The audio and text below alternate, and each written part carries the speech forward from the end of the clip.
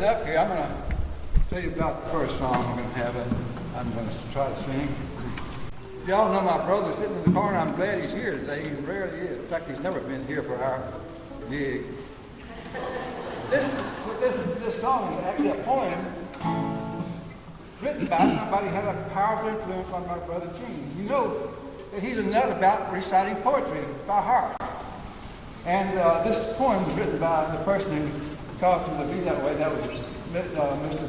Ben Abernathy, who was a teacher in high school. He wrote this song when he was 95 years old, 1 year after his wife died.